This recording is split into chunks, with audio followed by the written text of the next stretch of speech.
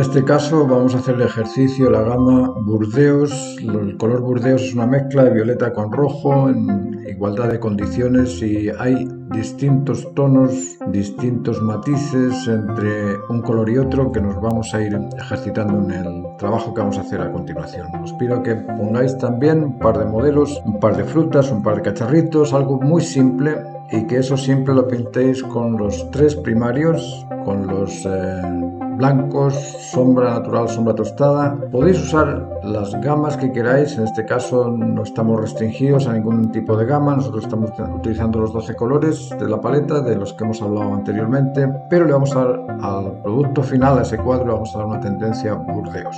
Voy a mostraros algunos ejemplos.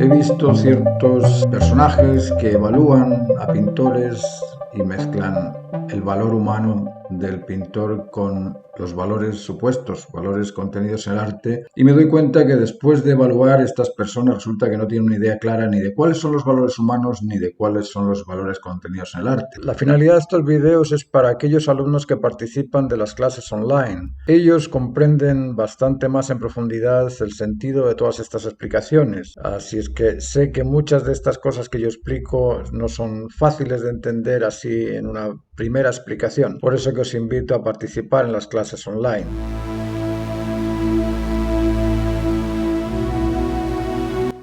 Os voy a hacer una sencilla demostración de qué es lo que ocurre cuando no conocemos los valores estándar o el valor estándar de lo que estamos observando, de lo que estamos evaluando. Aquí tenemos un billete de 200 rupias de India, billete. Aquí tenemos un real brasileño, Estas monedas supuestamente son bastante antiguas, pero aquí tenemos 1000 pesos colombianos, Por aquí tenemos 5 escudos chilenos, y aquí tenemos un billete de $2 norteamericanos. Entonces, claro, yo les voy a pedir a ustedes que me den el valor exacto de cada uno de estos billetes. Podríamos evaluar el valor de cada uno de esos billetes sin comprender qué es lo que compran esos billetes, para qué sirven esos billetes. Lo mismo pasa cuando empezamos a evaluar el arte sin conocer y comprender exactamente cuáles son los valores contenidos en el arte.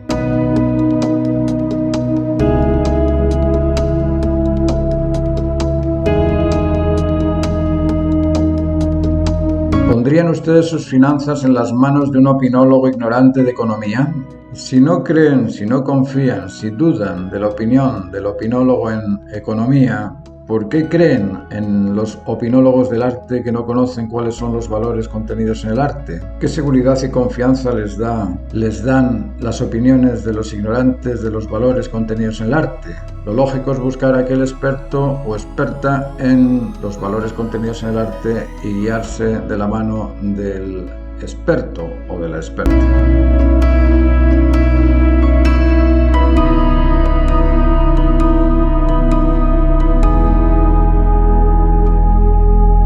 En primer lugar, vamos a darle el significado al valor. ¿Qué es valor? Valor es esa cualidad contenida en el objeto que satisface, interesa o motiva al sujeto que lo aprecia. Consecuentemente, para que algo valga necesita ser apreciado. Sin ser apreciado, no vale. Aquello que es despreciado no vale. Solamente vale aquello que es apreciado. La condición de apreciar da y determina el valor de lo observado. Luego el valor se establece en base a la necesidad, interés o deseo que nosotros tenemos por beneficiarnos de ese útil, por reconocer y convencernos de ese significado o por satisfacernos con ese bienestar o placer o plenitud derivadas del objeto que estamos apreciando.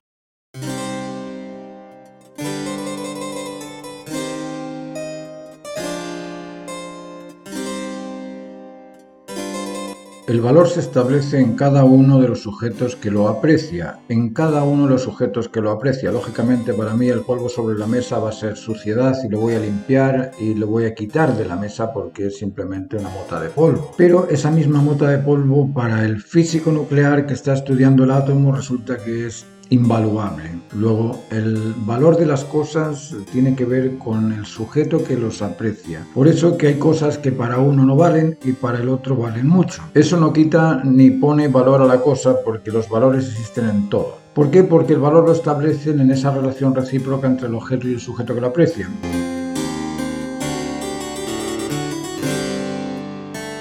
No podemos decir que las cosas por sí solas valen o no valen. Las cosas valen cuando tienen a un sujeto que lo aprecia. ¿Cuánto costaba el asteroide Syzygy-16 antes de ser descubierto por la NASA?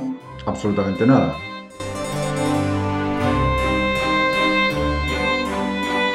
Cuando se descubre que tiene platino, que tiene oro, que tiene un montón de minerales valiosos para nosotros los humanos, en ese momento empezamos a darle valor al Syzygy-16. Antes estaba ahí, ningún humano lo había descubierto y el valor que tenía existía en potencia, como existe el valor en potencia en una partícula, pero hasta que el ser humano no aprecia a ese objeto, no existe valor contenido en el objeto. Es decir, el valor se deriva del aprecio. Y en ese aprecio existen dos aspectos, un aspecto en cantidad y otro aspecto en calidad. Vamos a hablar de ello. La comprensión del valor es difícil de adquirir en una mera explicación. Se necesitan varias clases para ir profundizando en ella. Vamos a tratar de simplificarlo para dar algunas nociones que nos permitan entender de qué se trata esto del valor.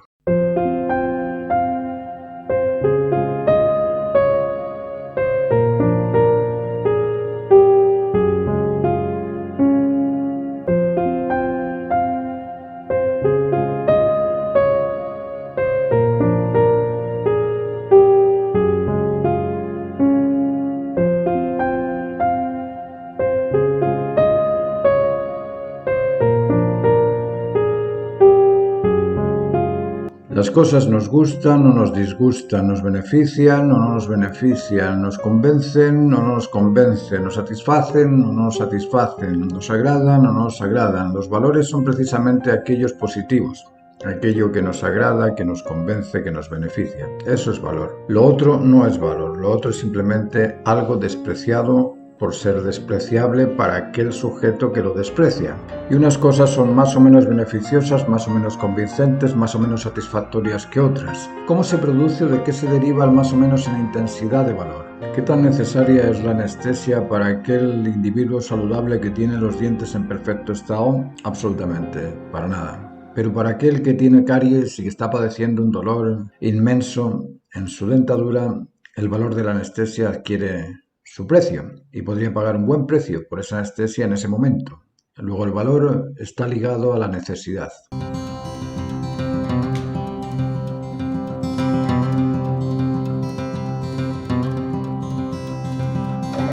¿Cuánto pagarías por tener en tu casa a ese violador asesino que ha sido condenado por robo con violencia? ¿Cuánto le pagarías por asistirte en el jardín de tu casa o en el interior de tu casa, en la limpieza de tu casa? ¿Cuál sería el precio que le pondrías a ese violador asesino ladrón? ¿Le pondrías algún precio? Lógicamente no. No, porque es una persona despreciable. Y por ser despreciable no lo validas, no lo valoras. Eso es algo que no tiene valor. Pero sí que pagarías por aquella persona atenta que es además enfermera y que además es buena cocinera y que además es buena el cuidado de tus pequeños mientras tú trabajas en tu empresa, ¿cierto?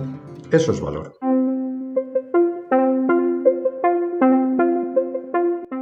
Una evaluación profesional es siempre distinta del gusto particular de cada uno. Si yo le pido a un zapatero de la Edad Media que me evalúe el coronavirus, creo que no me podría hacer una buena evaluación científica del coronavirus el zapatero de la Edad Media. ¿Por qué? Porque no dispone del conocimiento del coronavirus. Del mismo modo, no podemos hacer una buena evaluación del cuadro si no conocemos los valores profesionales de la pintura o del arte. A la hora de evaluar un cuadro, una pintura, una escultura, una obra de arte, lógicamente va a depender esa evaluación, como os he dicho antes, de la necesidad de cada uno. Si a mí me interesan las texturas, lógicamente voy a buscar en el cuadro las texturas. Si a mí me gustan las proporciones exactas, voy a buscar buscar en el cuadro las proporciones exactas. Si a mí me gusta o necesito en el cuadro esa actitud hiperrealista, pues lógicamente voy a buscar el hiperrealismo, y si me gusta aquella cosa abstracta, voy a buscar o voy a validar más aquello que es abstracto. En ese sentido, las cosas que nosotros estamos apreciando se ajustan a las necesidades propias del individuo. Está bien en cuanto a gusto. Ahora, en cuanto a la evaluación profesional es distinto. Yo os voy a contar el caso de una comisión de la que fui partícipe en la universidad, y me pusieron a evaluar los dibujos de los alumnos de primer año, y en esa evaluación no había ningún criterio de ningún modo. Entonces, si yo formo parte de la comisión, lo primero que pregunté fue en base a qué criterio evaluamos estos dibujos. No, son dibujos de primer año y tú pones la puntuación que tú quieras. ¿Cómo la puntuación que yo quiera? Eso me sonó a jurisprudencia alternativa o jurisprudencia democrática. Si yo le pongo la puntuación que yo quiero, tú le pones la puntuación que tú quieres, el otro le pone la puntuación que él quiere. ¿Es eso una evaluación profesional? Lo lógico es que empecemos a evaluar cuál es el valor temático, compositivo, gráfico, tonal, cromático, por oficio que tiene ese cuadro o ese dibujo que estamos analizando.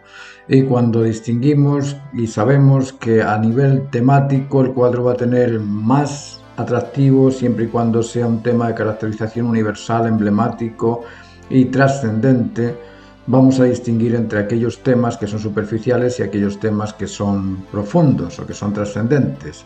Si sabemos que en cuanto a la composición, aquella composición que esté ordenada en base a las leyes de simetría o en base a las reglas de la composición áurea o en base a algún tipo de compensación tonal, cromática o gráfica, vamos a saber que ese tipo de composición es más valiosa que aquel tipo de composición exploratoria, experimental y al azar, que está descompensada.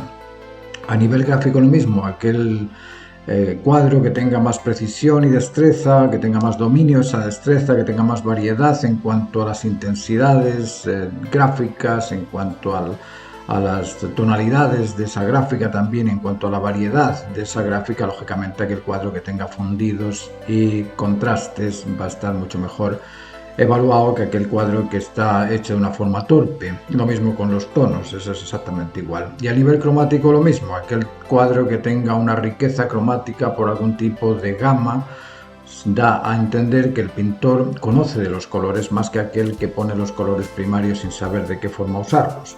Y técnicamente lo mismo, aquel que dispone de un oficio tradicional coherente con la pintura, es decir, que te está usando materiales químicos que se llevan bien por su oxidación, que te está usando soportes que permiten que ese cuadro no se agriete en los primeros años, que dure al menos un siglo, 2 siglos, que tenga calidad en los productos. Aquel personaje o aquel artista que dispone de ese oficio, lógicamente, va a tener más valor que aquel personaje o aquel artista que no dispone de esos valores.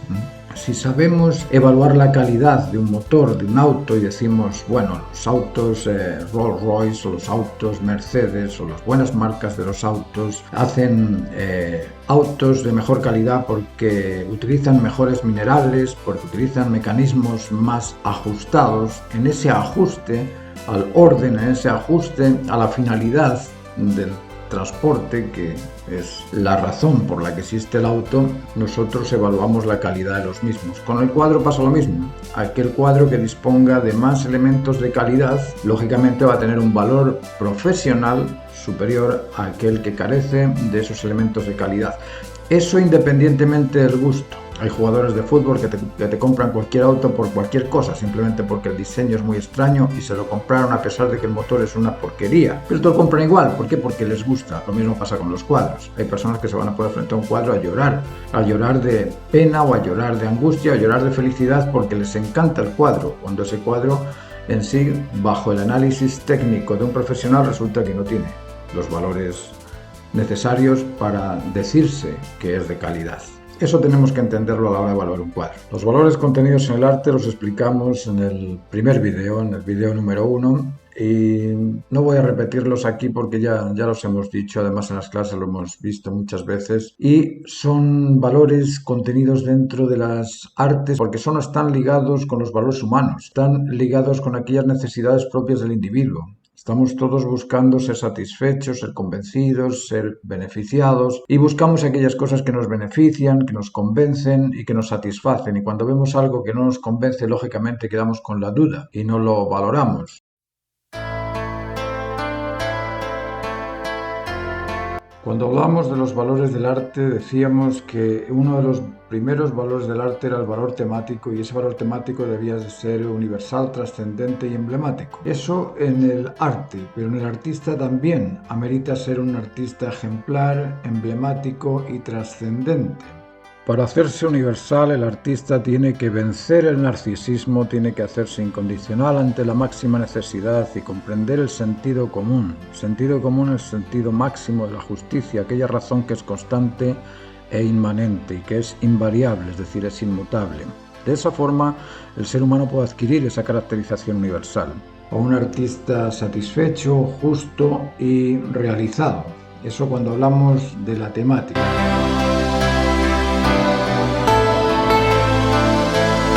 Cuando hablamos de la composición, estamos hablando de que la composición tiene que ser equilibrada, y qué mejor que un artista equilibrado, balanceado.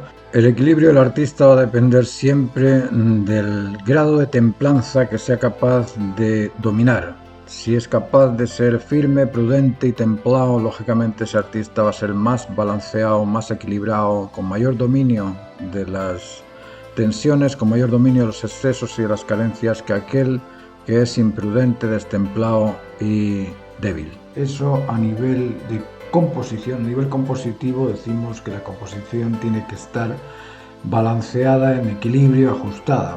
Luego el ser el pintor que pinta debe también mantenerse en equilibrio.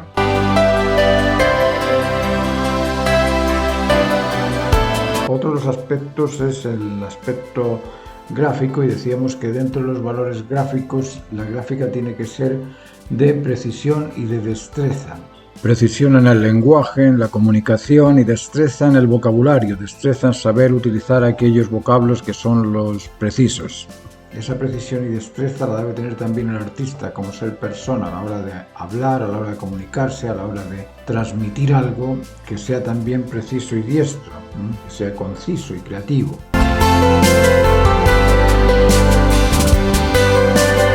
Después decíamos en el valor tonal, decíamos que tonos tienen alto y bajo contraste. Lo mismo el artista debe controlar esos altos y bajos, esos excesos y esas carencias en el comportamiento para poder estar a tono con las circunstancias.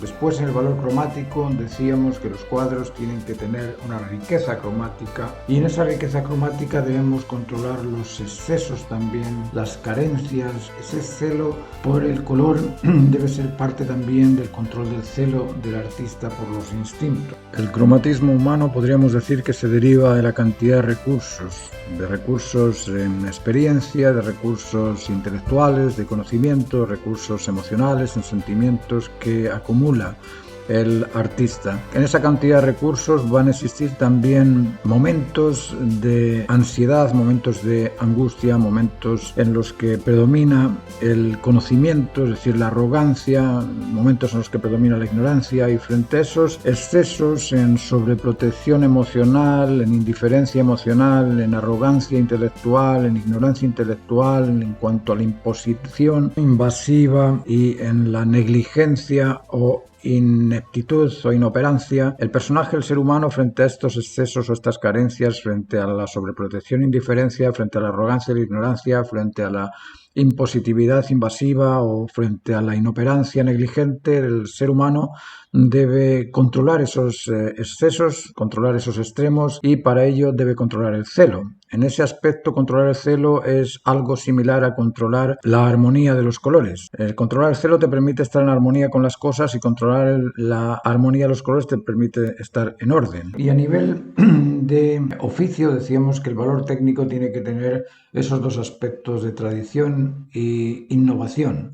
Luego, el pintor debe ser también un gran innovador dentro de la tradición, de los procedimientos técnicos de la pintura o el dibujo. De esa forma podemos ver la coincidencia entre los valores del arte y los valores del ser humano. Por lo tanto, yo os pido que tengáis harta paciencia con aquellas muestras de objetos sin ningún tipo de valor profesional, pero de objetos que se venden al mercado a precios extraordinarios. Eso no es que se venda a ese precio por el mérito profesional contenido en la obra. Se venden a ese precio por otras razones que tienen que ver con el libre mercado. El tema aquí es saber distinguir entre el profesional y el amateur, entre el profesional y el opinólogo, entre aquel que conoce los fundamentos esenciales y aquel que resbala por la superficie. En ocasiones, ese resbalar superficial, ese hablar de la diversidad de aspectos múltiples, ese llenar espacios con contenido verbal, nos confunde.